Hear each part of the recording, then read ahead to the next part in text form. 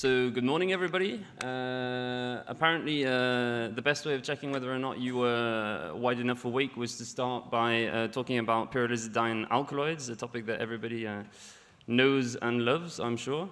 So I will be giving indeed an overview of the PA day, but I will also give a short overview into the PA problems. So just to give you an idea of how the talk will actually unfold, I'm going to be giving a short introduction concerning the botany, the chemistry, and also the toxicity. I'll be talking about how these contaminants can get into the food chain. I'll give a quick overview on national and international recommendations, and then I will give a quick overview on what we managed to establish during the very interesting PA workshop day that we had just before this conference, before concluding with some short remarks.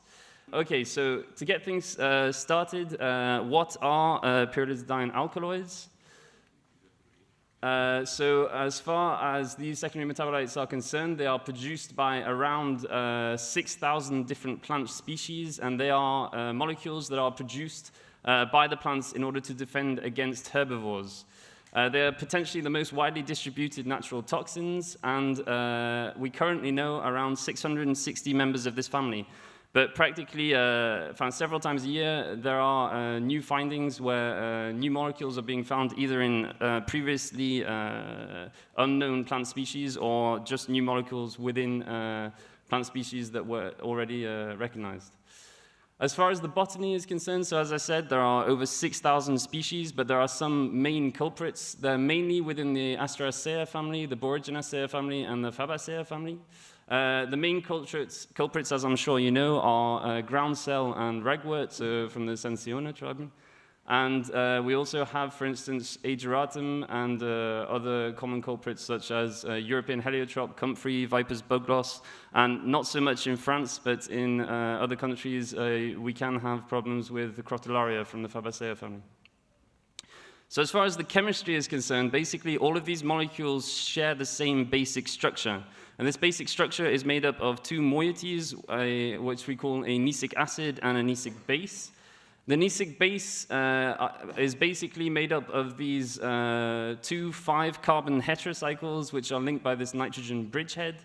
The basic structure can differ, and this is very important later on for the relative toxicity of these molecules. It can differ by the saturation status of the bond between the first and second carbon, so whether or not it is saturated. As we can see here, it is saturated, here it is unsaturated. And also it can be found under the N-oxide form, so what we call the pano form. And then finally, also the type of esterification, so which kind of nesic acid that will be linked to this base can also differ. So we can have either, let's say, monoacids that will form then monoesters, such as lycopsamine. We can have two monoacids that will attack both of the hydroxyl groups to give rise to diesters or open diesters, such as triangularin. Or we can have a diacid that simultaneously attacks both hydroxyl groups, giving rise to cyclic diesters, such as the case of sensionin. And all of this information is extremely important. It's not just to bore you with the chemistry. It is very important as far as the relative toxicity is concerned, because we see, especially as far as the type of esterification is concerned, or the type of ester that we obtain, you see that the relative toxicity as far as acute toxicity, so I'm not talking about chronic toxicity, but as far as acute toxicity is concerned, will increase as we move down. So let's say cyclic diesters such as sensionin are more toxic than open diesters, which they themselves are also more toxic than monoesters. If we now look at this, so again, I stress this is about acute toxicity. If we look at this from an LD50 point of view, so LD50 just means in an animal model study, what quantity of the compound did we have to feed the animals for 50% of the subjects to die. And to give you a reference, if we take chloroform, you need to give 36 micrograms per kilo to rats in it. So the model here was rats.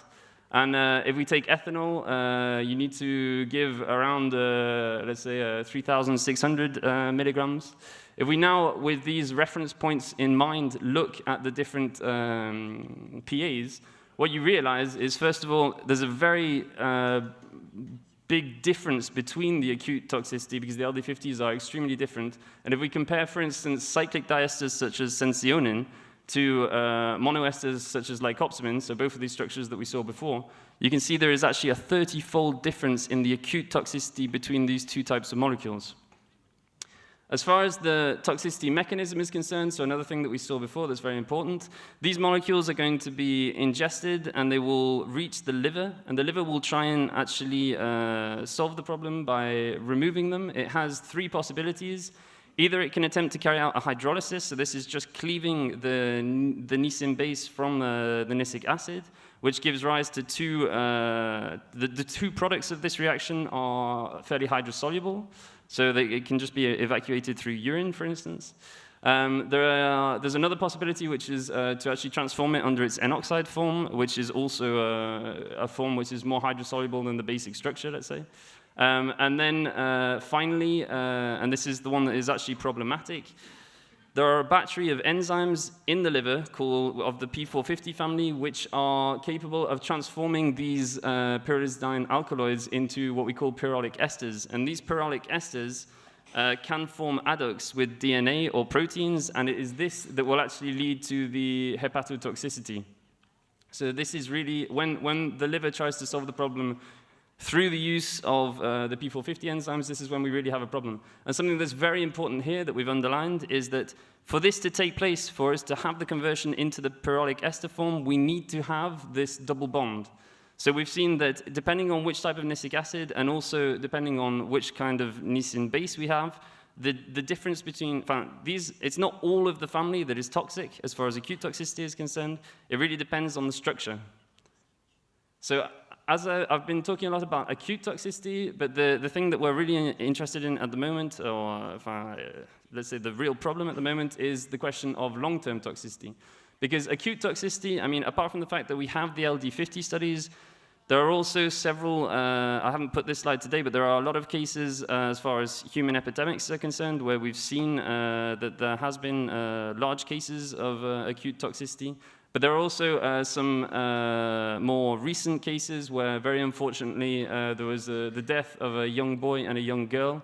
But these human reported cases allowed EFSA to determine basically a cutoff value of around, they've based on these two, so it was an intake of 3 milligrams of PAs per kilo of body weight per day, and around 0.8 to 1.7 milligrams of PAs per kilo of body weight per day. This allowed them to establish a reference point for acute toxicity, which is around 2 milligrams of PAs per kilo of body weight per day, which gives, if we take an average person of around 50 kilos, it gives about 100 milligrams per day. That's kind of the limit before you end up running into problems with acute toxicity. Now, long-term toxicity, long-term toxicity, as I said, this is chronic toxicity. This is much more complicated because there are only a small number of studies that are available as far as actually studies run in animal models. So there are two main studies that EFSA has used in order to establish an opinion, which are the 78 paper and the 2008 paper from the NTP, where they studied, they had a dose-response study in rats for lasiocarpin and ridlin. And these two molecules are known, as far as their acute toxicity is concerned, to be extremely toxic, so compared relatively to the other PAs. EFSA itself admits that there are no substantial long-term follow-up data available that allow to assess whether or not exposure to unsaturated PAs lead to cancer in humans. However, the IARC have fairly recently included ridlin and lasiocarpin in the 2B category, so these are things that are considered to be possibly carcinogenic. And the Contam panel also came to the same conclusion in its 2011 paper. So just very quickly to sum up the difference between acute toxicity and long-term toxicity is concerned as far as the symptoms are concerned and the diseases it will lead to. Acute toxicity, obviously, something that's much more rapid as far as the effect is concerned, will lead to HVOD, whereas long-term toxicity, we think, can lead to hepatotoxicity, developmental toxicity, genotoxicity, and carcinogenicity. So very quickly, how do they get into the food chain? Well, obviously, there are four. This isn't an exhaustive list. You can add, obviously, other ways. I'm just trying to give a few ideas of how they could end up in the food chain. One way is that if you have a very heavily contaminated field, they could end up being co-harvested with the cash crop.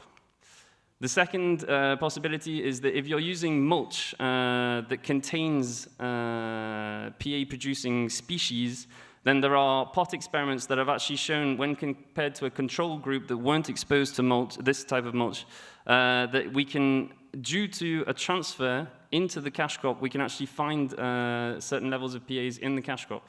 So actually, this needs to be taken into account here as well, because even if you carry out a significant cleaning phase of the field just before harvesting, if it is too late, potentially there is already a risk of transfer. And this is further shown in other studies, such as the soil contamination study with PA, where we showed, we didn't show, but the scientific community has shown that it is possible to end up with PAs in cash crops due to uptake from a contaminated soil. And also, obviously, as far as the honey problem is concerned, I'm sure most of you already know, honey has problems with PA contamination, and this mainly comes from pollen, which is the vector of the PAs.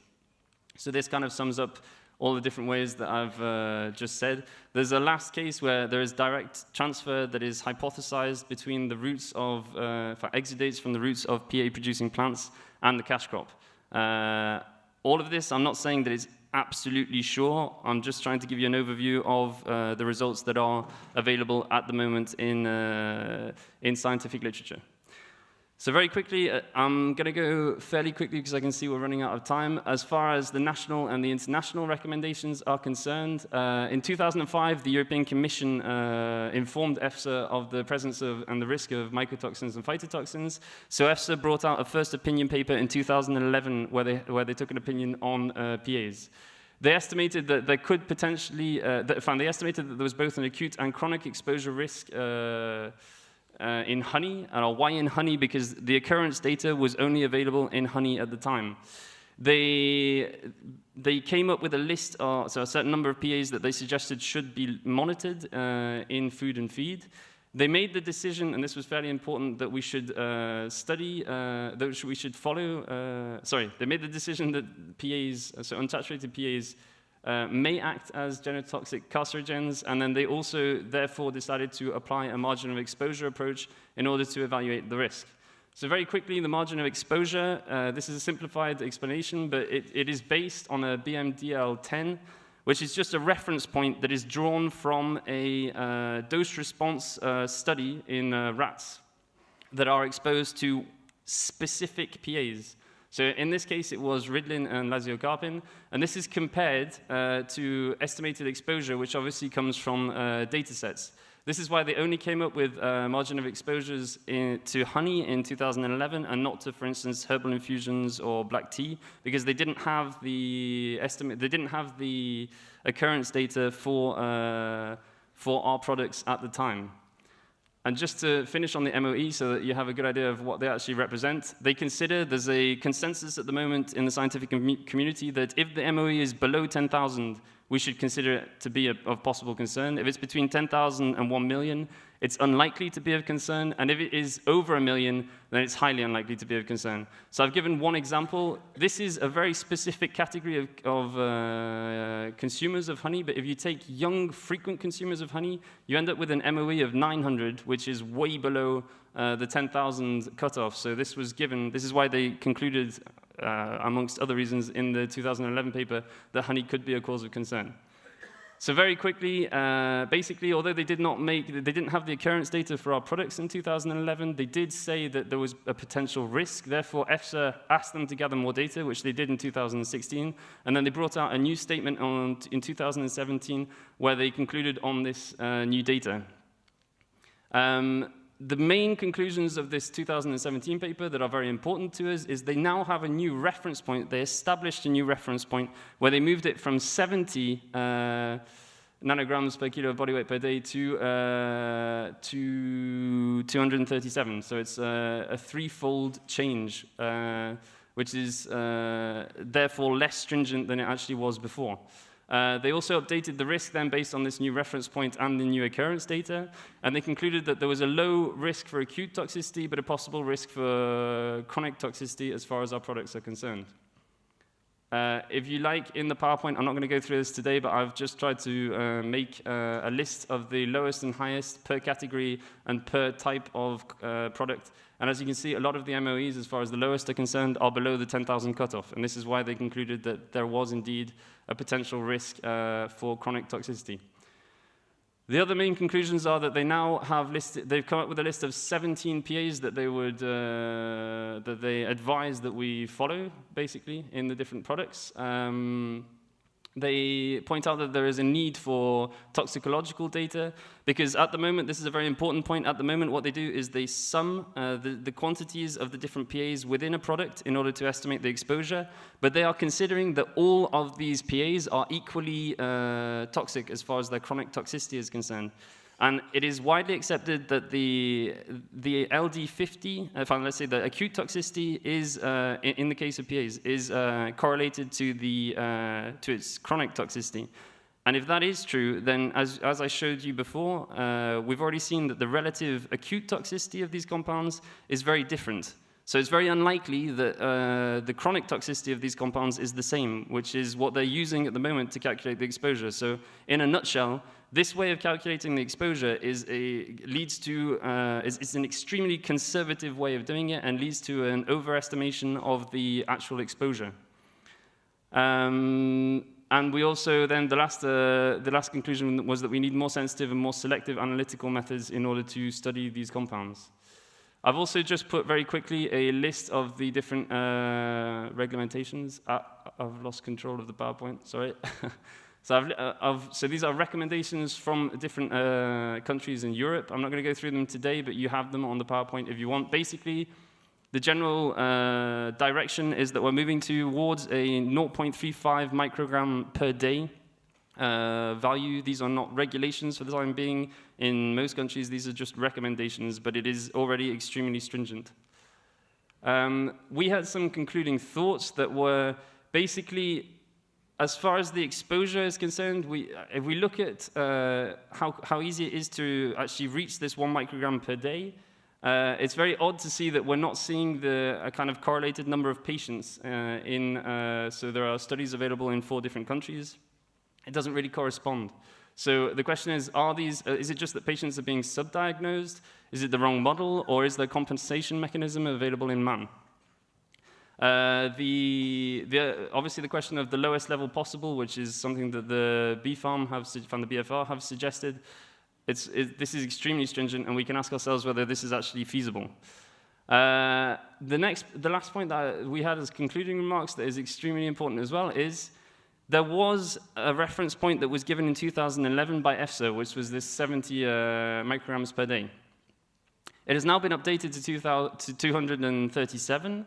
The 0.35 that the international and the national authorities are trying to move towards is based on this original reference point from the 2011 paper, which is 70 divided by a safety coefficient of 10,000 that we saw before in the MOE study, times average body weight of 50 kilos, which leads to this 0.35. If we now use the 237, this actually leads to 1.18, which is actually even above the 1 microgram cutoff that they've established as a goal that we should try and reach during a 3-year transitional period before moving to a much more stringent cutoff of 0.35. So what I'm trying to say here is if this was updated in EFSA, then why has this not been updated as far as the opinion of the different national health authorities is concerned? And then just to finish, we had a very interesting workshop on the 16th on this topic. The aim of the day was basically to give an up-to-date overview of the PA problem. we had very interesting talks, and I very much thank the different participants from various countries on the ongoing projects in their country and how much of an impact the PA problem has on the sector in their country. We tried to identify some different work axes, and then we were basically trying to also initiate collaborations. So we came up with some ideas. The main work groups that we need to now focus on are improvement of analytical methods. Obviously, there's lots of work that can be done as far as the agronomy side of things are concerned. They go from improving sampling methods to new weeding techniques. And then we also have, we need to work on the toxicology and also regulations as well, especially the comparative toxicology of PAs, as I pointed out before. And then just to finish, the requests of the group were basically, and I'm not saying that this is necessarily going to be feasible in all cases, but at least we're going to try and do it, is to provide people with an up-to-date view of recommendations and regulations in the EU. The coordination of at least separate projects to avoid overlap. So we want to be able to set up a kind of network in Europe where, okay, maybe we won't be able to gain access directly to European funding or be able to actually have a fully collaborative project, but at least we can coordinate the work that's being done and potentially set up a data sharing scheme in order to be able to improve our efficiency as far as moving forwards in this topic is concerned. There is also a push in order to study surveys, in order to try and identify different cancer occurrence for populations with differing consumer habits. There's a need for an up-to-date view of analytical methods that Denis gave a presentation on the 16th. And then the last point for today is basically we have decided to basically try and keep hold of the momentum that was established during this meeting, where there were a lot of people interested in working together, and we've decided to set up a platform. So it's just a very simple LinkedIn group that we will send you all the link to. So if you're interested, this will be a participative platform where we invite people, and we ourselves will progressively inject information in order to provide kind of an up-to-date overview of these different categories of information. So for instance, regulation, recommendations, and also all the information that is becoming available in the latest scientific articles. So thank you very much for your attention. I think we might have time for a couple of questions. I would just finish by saying, please be nice with the questions, don't kill the messenger, and I'll try my best to answer.